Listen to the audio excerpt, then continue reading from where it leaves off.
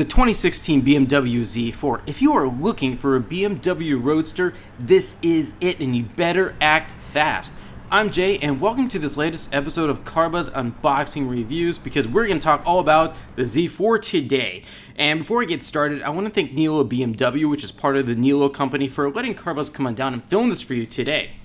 So the Z4, this is a car that, so many of us are familiar with, and it's really good looking, but just to give you a little bit of brief Z4 history, the first generation was launched back in 2002, and it was the successor to the Z3. And the first generation Z4, it featured that edgy, kind of shark-like exterior styling that, well, it didn't appeal to everybody, but those who did like it really, really liked it.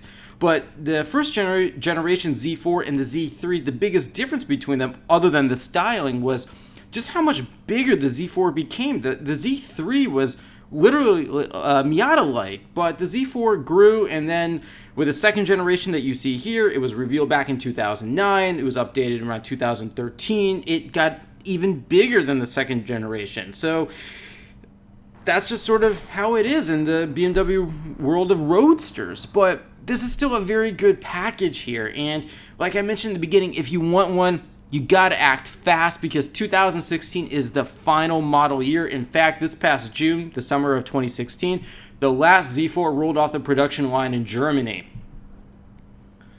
So let's step inside here. Now, if you've seen any BMW, or at least modern BMW interior today, this is all gonna look very, very familiar. But if you compare it to, let's say, the latest 3 or 4 series, or even the 7 series, you're going to definitely see this car's age. Again, it goes back to 2009.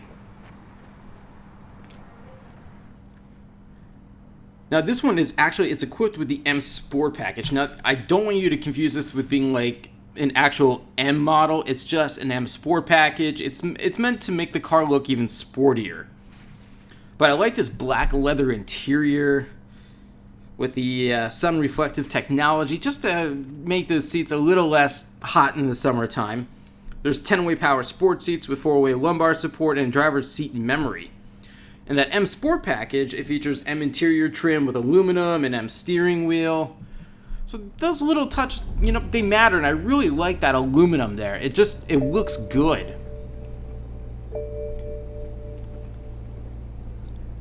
And the overall layout, again, if you want to start comparing it to, let's say, some of the other cars in this class, and let's say the Audi TTS. I recently did an unboxing review of that. If you look at that car's interior, and that thing is brand new, and you compare it to the Z4, again, the Z4's age is really going to show. But like with any BMW, the interior, it's more driver focused as opposed to the front seat passenger. And again, this is a roadster. It's a folding hardtop. There are no rear seats. Unlike in the Audi TTS, you do have a couple of small rear seats, but I didn't really think they served much of a purpose because, well, they're really tiny. And I really like that, again, that aluminum along the center console there surrounding the iDrive rotary dial. Yes, again, it's a BMW, it's got iDrive. But that's not a bad thing, again, because BMW just keeps evolving this iDrive infotainment system. It's nothing like it once was, especially when it came out in 2001. It was just really confusing. Now it's much, much more straightforward, and it was even better in the BMW 430i and 7 Series I recently reviewed.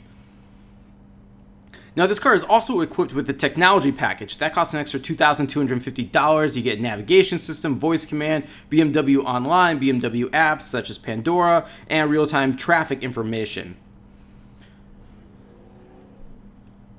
Now those seats, as I mentioned, they're also heated front seats, and those cost an extra $500, which I was a little surprised to see. Again, you're talking about a luxury roadster kind of cruiser car. It should have more stuff standard. For an example, even the Sirius XM radio, it has a 1-year subscription. That's optional for $350. And I do like the way this climate control system works here with those dials there. It's a little different than the rest of the mainstream BMWs, because you got to remember with the Z4, this is a niche model. And this is specifically the S-Drive 35i Z4, meaning it is the mid-level trim. The base trim is the S-Drive 28i, then you have the S-Drive 35i, and then the S-Drive 35is. And with the exception of the S-Drive, the other two are powered by the 3-liter twin-turbo inline-six. The S-Drive 28i is powered by a 2-liter inline-four. And I'll get to engines in just a few more minutes as well.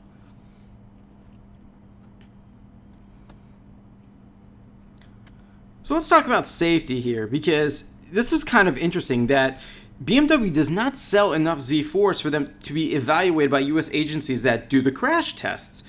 But this car does come with dual airbags, active knee protection, side impact airbags, rollover protection system, four-wheel anti-lock disc brakes, dynamic stability control, brake fade compensation, and dynamic traction control. So how does it drive? Well, first and foremost, you need to know this does not drive like a Porsche 718 Boxster, meaning, well, the Boxster is much more of an enthusiast car. This is a front-engined roadster / cruiser. The Boxster is mid-engine, so it's going to have a better, balance to it.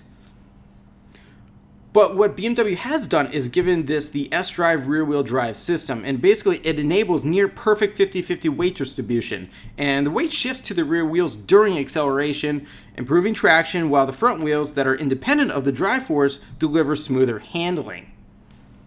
Now you also have in this car the adaptive M suspension, which electronically controlled dampers adapt to your driving style and the road conditions. And by adapting to ever-changing conditions, it creates an ideal chassis and in turn provides you with a more comfortable and dynamic ride. And then there's also the brake cornering control system, and that basically increases vehicle stability by proportioning the braking force while turning. So when you normally brake in a turn, the pressure comes off the rear wheels, which causes the vehicle to turn inward, otherwise known as oversteer. And the cornering brake control counteracts this by asymmetrically adjusting brake pressure, creating stabilizing counter torque, and independently of the anti-lock brake system. Leave it to the Germans to just really over-engineer just their fun roadster. And it is a fun car to drive. Now looking at the trunk here, no, there's not a whole lot of trunk space. That's okay.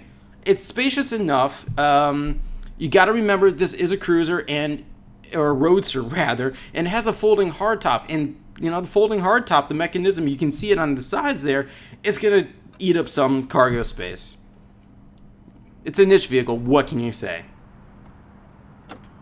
All right, under the hood. So let's talk more about this engine. This is that 3-liter twin-turbo inline-six I told you about. 300 horsepower and 300 pound-feet of torque. It is paired to a 7-speed dual-clutch transmission with paddle shifters. Power goes directly to the rear wheels. Now, as I already mentioned, the base engine is a 2-liter inline-four with 240 horsepower and 260 pound-feet of torque.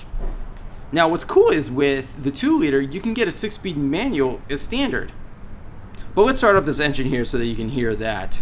Because, this engine, along with the Z4, is being discontinued. So let's listen to that.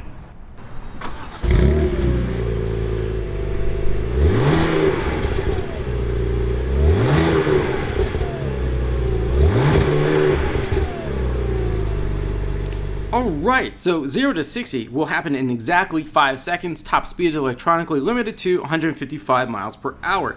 Just to give you an idea, that 5 seconds, it's okay. The 28IS model comes in at 5.6 seconds from 0 to 60, but the top-of-the-line S-Drive 35i is 4.8 seconds to 60 miles per hour, which is not bad at all.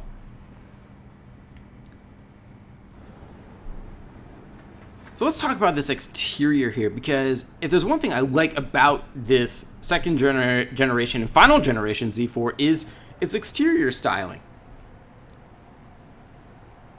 Now, compared to the first generation Z4, it is much smoother. You have that longer hood, and it's a bit more conservative, but it's more elegant too, which makes sense because this is the first BMW that was designed by two women.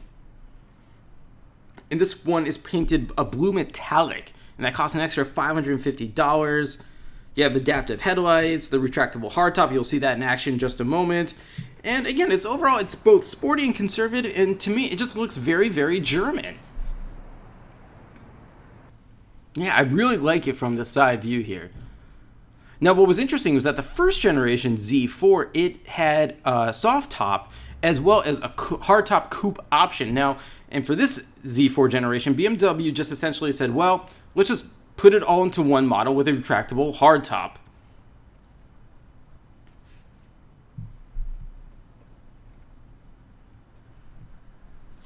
And because this has the M Sport package, which costs an extra $2,500, you have these 18-inch alloy star spoke wheels, an aerodynamic kit, you have dual exhaust, and it's overall a very attractive package.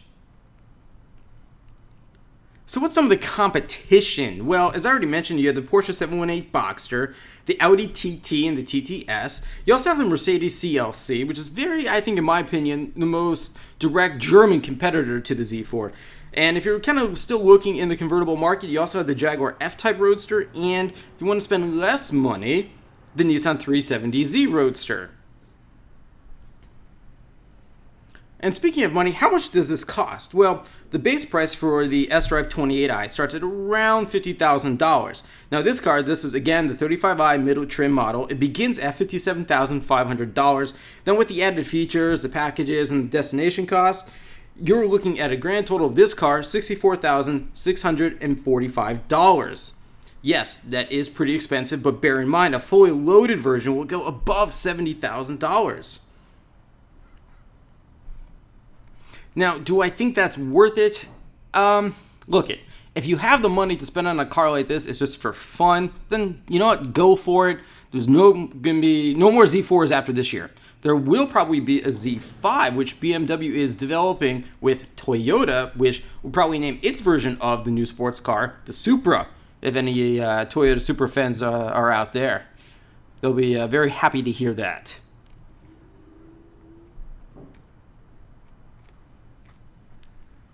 Okay, but now I want to demonstrate this retractable hardtop for you. And this is nice because it opens and closes in 19 seconds at speeds up to 25 miles per hour. And that is why you don't have a lot of trunk space, because it goes right back into the trunk. So when the hardtop is down, you'll lose cargo space.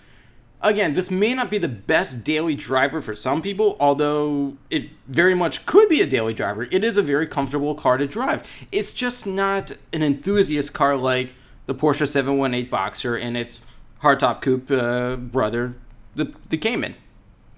So what do I like about this? Well, as I mentioned, I really like this exterior styling. The interior quality is fantastic. The great retractable hardtop makes for just a really, really quiet interior. And man, that 7-speed dual clutch is just fantastic. Don't I like? Well, it's expensive and it's going to be gone soon. But I'm out of time for today. Thanks for watching. Any more questions, leave them for me in the comment section below. And I'll see you in the next CarBuzz unboxing review.